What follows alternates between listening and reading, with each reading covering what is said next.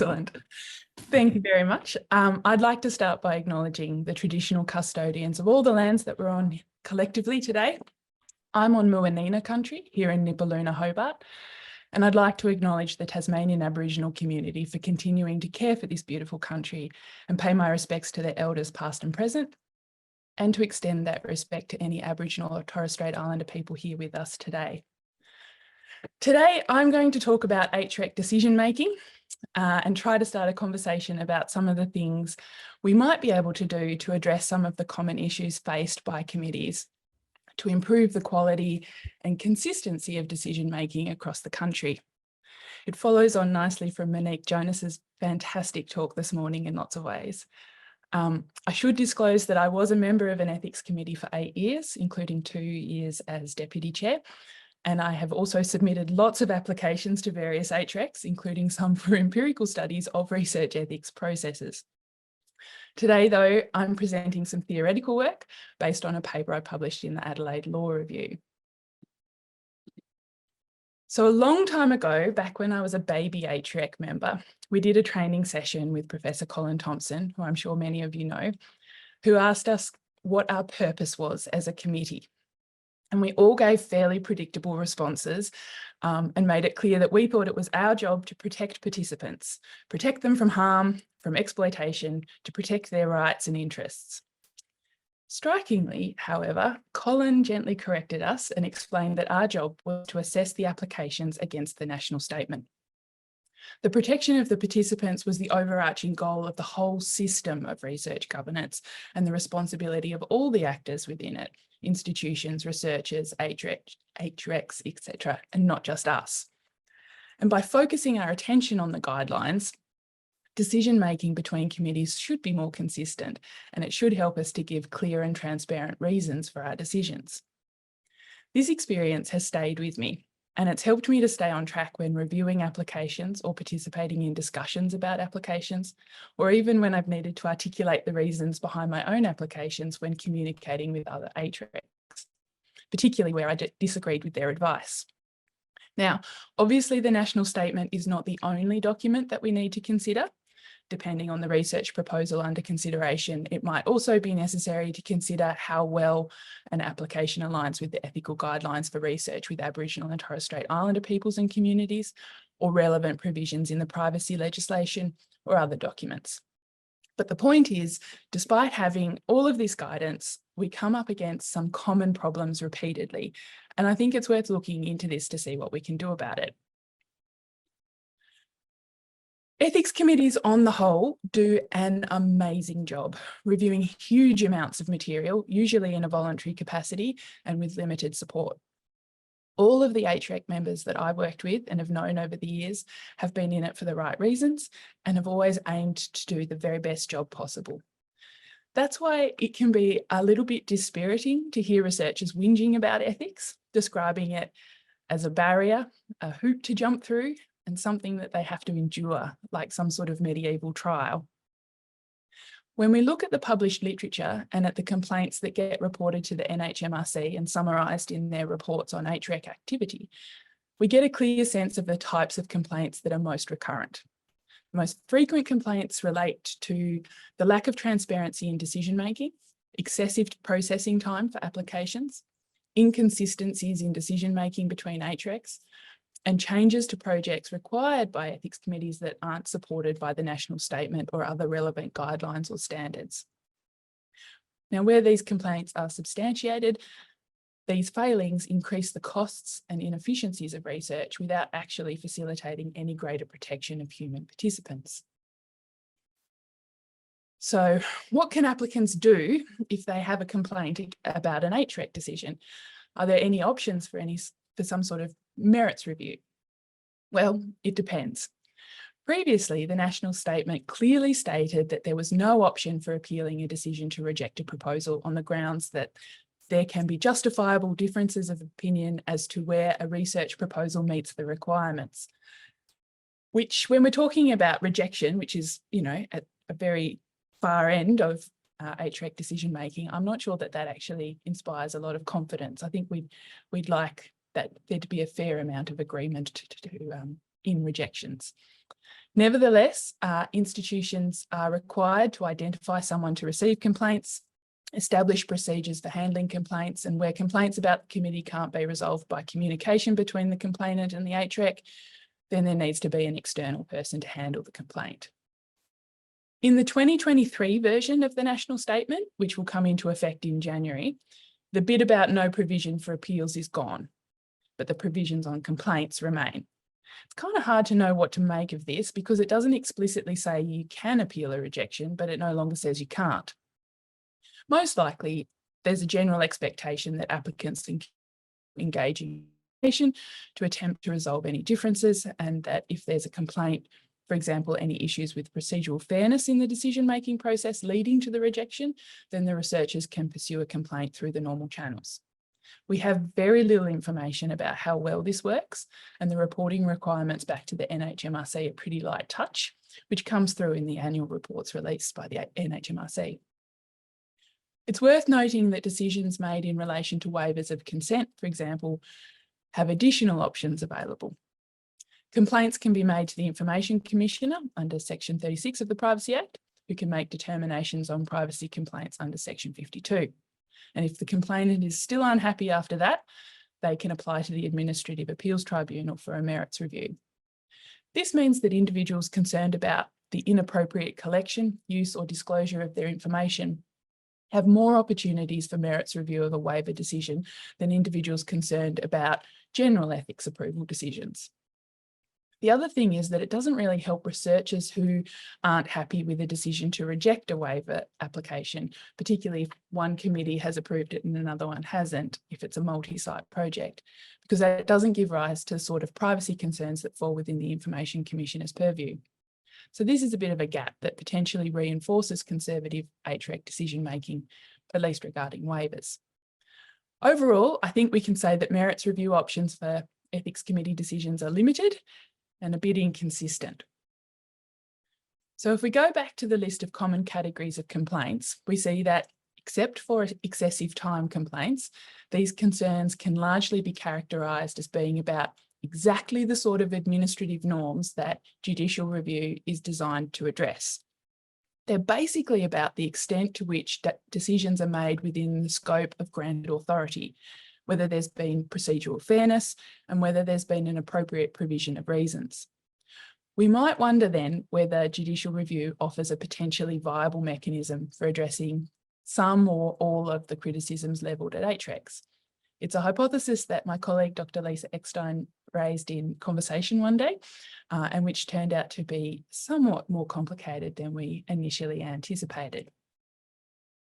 So to work out whether HREC decisions might be justiciable, we need to know how HRECs are constituted and under what authority they make decisions, so we can work out whether their decisions might be characterised as an exercise of public power. Of the more than 200 HRECs registered with the NHMRC, most are attached to public institutions like hospitals and universities, many of which are established by statute. Others are affiliated with private hospitals or private research institutes. Bellbury is an example of an unaffiliated private non-profit HREC service. So if we take institutional affiliation as the way of determining what sort of power is being exercised, then some HRECs are exercising public power and some private power, even though they're all doing the exact same things and fulfilling the exact same roles. This is super unsatisfactory, mostly because it means that like decisions are being treated differently. But that's only one way of looking at it.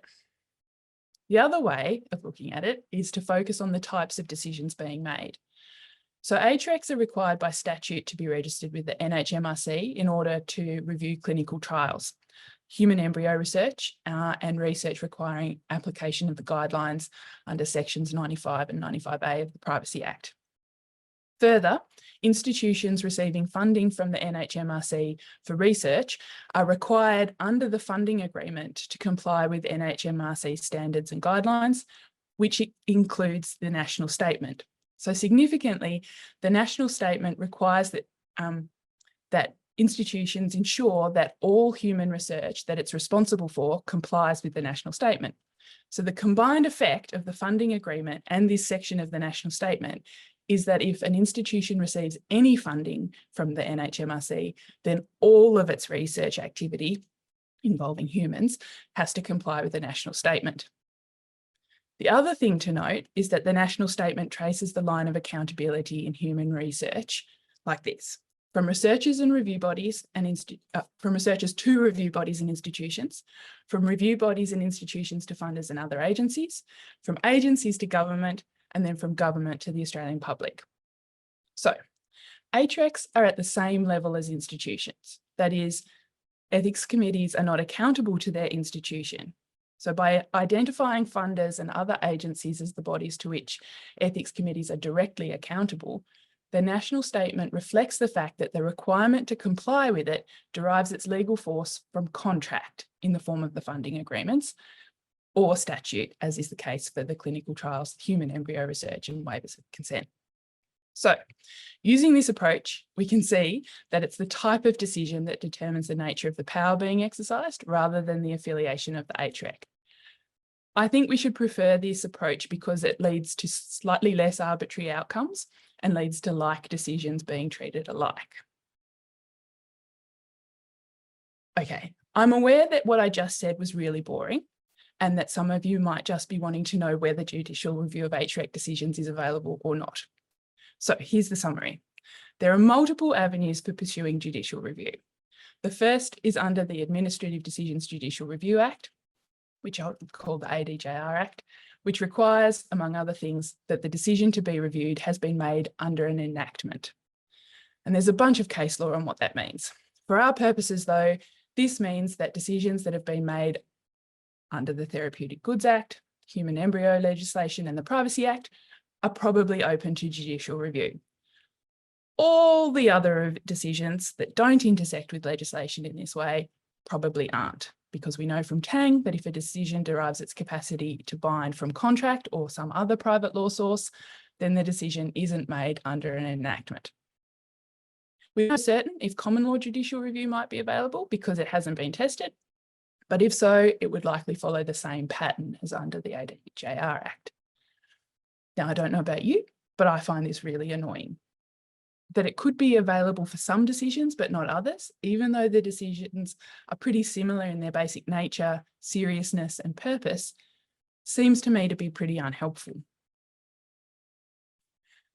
So we could consider extending the availability of judicial review to all ethics approvals, but would it help? The idea here is that administrative law is all about mechanisms for ensuring that government power is exercised in a fair rather than arbitrary manner. Increased adherence to administrative law norms is consistent with the guidelines underpinning the operation of HRECs. It would be beneficial in HREC decision-making, and it would potentially reduce some of the criticisms of HRECs. But it's not clear that judicial review is the most efficient mechanism for achieving this increased adherence. Encouraging people to go to the courts when they disagree with a decision is perhaps more likely to result in burdensome and conservative practices than in improved adherence to administrative norms. It's also important to consider who's likely to benefit. Participants wanting to challenge an HREC decision would be really unlikely to have access to the relevant information, so it probably wouldn't help them in most cases. Researchers usually would have access to the right info, but legal challenges are expensive and difficult, and their access to legal support and funding would most likely be coming from their institution and the NHMRC, both of which are likely to have an interest in supporting the HREC. So it's likely to be both messy and inefficient. So while I think it's useful to think about administrative law norms and principles and how we can improve adherence to them in ethical decision-making, judicial review is not likely to be the way to do it. So what should we do instead? Well, this is the million-dollar question. One option would be to look critically at the types of decisions HRECs are being asked to make. Some of the ones that are made under an enactment, like waivers of consent, for example, are about whether a proposal conforms to legal requirements, which might not be a job that HRECs, which are constituted for ethical deliberation, are ideally placed to perform. There are other people who might have better training and experience to make these decisions. So it might be useful to think about decisions made under statutes being made by a member of the executive and supported by a national body constituted for that purpose, much like the United Kingdom's Confidentiality Advisory Group. This would address concerns about capacity and consistency much more effectively than expanding the availability of judicial review. Another option to consider would be improving the oversight and support of HRECs, who are currently left pretty much to their own devices, apart from some light reporting obligations. Provision of consistent induction and ongoing professional development for HREC members, which is supplied in some cases by institutions, but I think was one of the first things to be cut during COVID, for example. Now that might help to address some concerns, as would more meaningful accountability mechanisms. While the NHMRC is the logical body in Australia to take on responsibility for this sort of change, I recognise that resource constraints limit what they can do in this space at this point in time. Perhaps fewer and more expert HRECs is another option. We have a lot of committees in Australia, and quite a few of them don't feel that they have the expertise to review the full gamut of applications. And we see this for genomics or for Indigenous health, for example, that they might not have the expertise to review a particular application. So it might be worth thinking about whether having particular committees for things like clinical trials or genomics or Indigenous health might assist. There are drawbacks to this approach too, in that you lose the local embeddedness that we currently have, which can be really useful for identifying particular local considerations, but it might improve the quality of review overall. Finally, there are a range of options available that might help HRECs to share information about decision-making that would help build capacity overall and contribute to timeliness and consistency across committees. Holly Fernandez-Lynch and colleagues in the US have done some great work looking at creating precedent libraries. And I think there's been some work on this in New Zealand as well by Emma Tumulty and others. I'm not sure that the model of precedent, which is, inspired by law, of course, translates perfectly to the research ethics setting. So moderation activities like shared ethical decision-making processes might help with benchmarking, for example. Similarly, I know Gordon is very keen on a process for peer review through a National Association of HRECs, which would work in a similar way by facilitating communication and feedback on decision-making. So just to sum up, I think it's fair to say that doing something to improve accountability and adherence to admin law norms would likely be really useful in this space.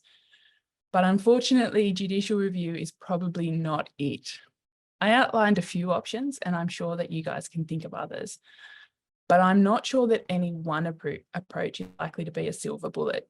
Instead, it's likely that a combination approach will be the best way forward, but I do think that it's useful for us to try to think quite broadly about what we want ethics committees to be and to do, so that we can set up systems to support them to succeed, rather than giving them nothing and then whinging about them, which I think is potentially the current situation.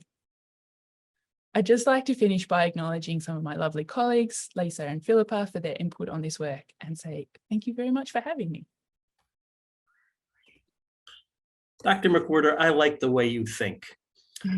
As a chair who's denied an application only to see it approved by other ethics committees, even though I saw glaring violations of the national statement, I concur that we need more, and you framed the issues brilliantly. Gordon has pointed out or recalls that NHMRC used to have specialist review panels for genomics and complex genetics and clinical trials, but don't anymore. And we have another comment that continuous education is important. And we don't have any other questions so far, so I will thank you. Oh, we do actually. Just one, Hudson, if you don't mind. Go ahead, Gordon. Hi, Rebecca. Thank you so much for that. I love the great to be provocative, as we've talked about. I mean, the potential for judicial review, or as Monique was talking about, some further oversight or essentially governance is fine, but how many decisions really would get to that level?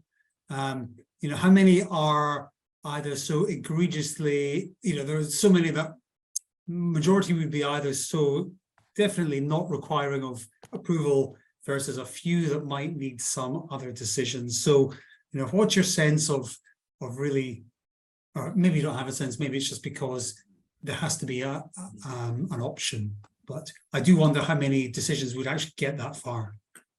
Yeah, and that's another good reason why I don't think judicial review would necessarily work, because it'd only be in extreme cases that people would be prepared to stump up the cash and the time and the effort. I think very few applications end up as a total rejection.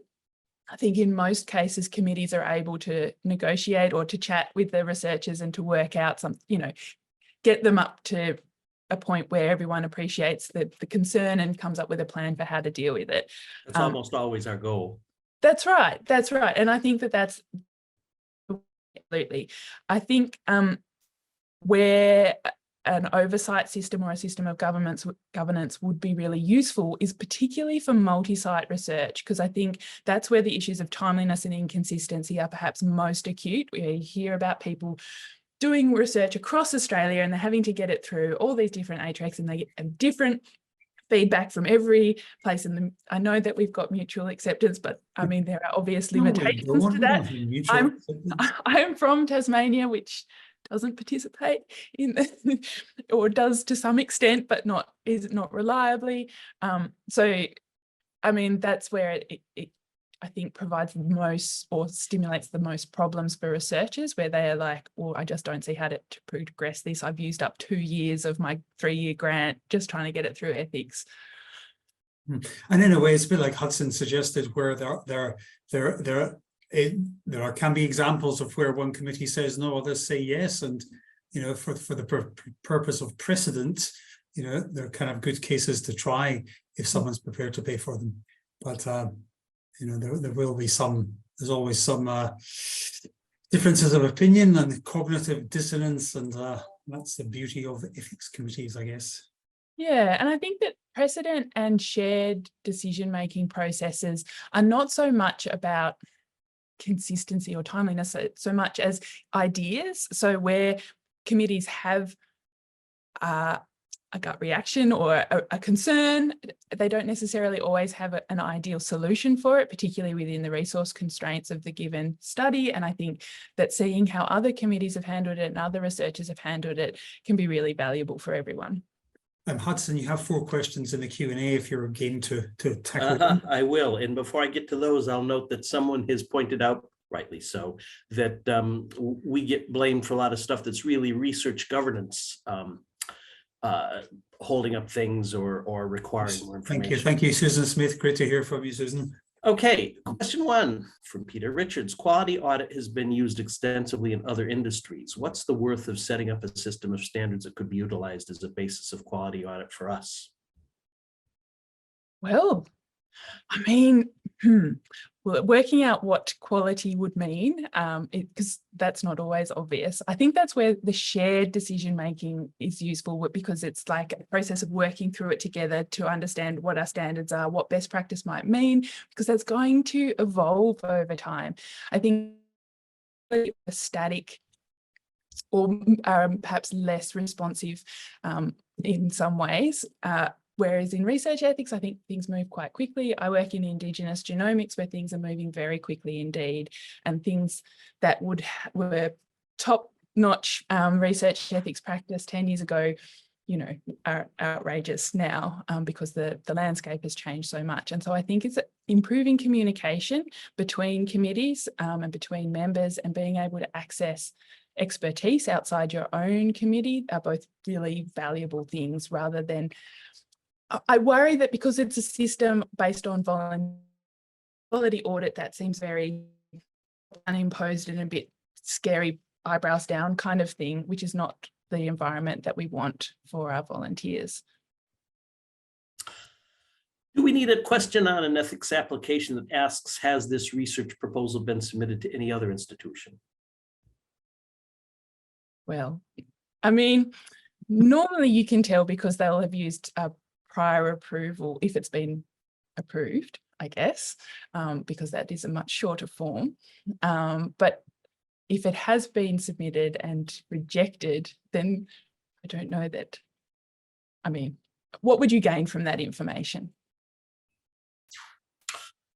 Oh, I think we could gain a lot. The one application that we denied that others had approved, part of the application was an approval from an HREC that I won't name with no conditions, just, yeah, you're fine, go. And we found all sorts of things wrong with it. So it was interesting to have that. Engaging in discussion with a prior ethics committee didn't seem possible for reasons that I never really fathomed. Yeah, we don't have any system for initiating conversations really, and it feels a bit like outside the bounds of what we're supposed to do. But I actually think it would be really useful in lots of cases. And I'll give you one more. This is from Gary Robert Ivory. Would it be necessary for an HREC to have access to a specialized group to give advice during the deliberation of the proposals, as someone said once existed, and perhaps access to experts in, for instance, AI, data, medical, etc.? Would a precedent library help? And I'll just add that we do that. We will convene an expert reviewer or an expert review panel if it's something that's out of our range of experience. Yeah, that is absolutely something that we are able to do. The extent to which individual committees choose to do it, and I think depends on the chair and the composition of the committee, which is, and so perhaps just making it clear to people that that is possible, I think might be a good first step, and certainly a good thing that if you don't feel like you've got the expertise on your committee, because they're fairly small, you're never going to have all the expertise necessary to review every single application. So encouraging them to get that expertise it seems really sensible to me. Thank you, Dr. McWhirter.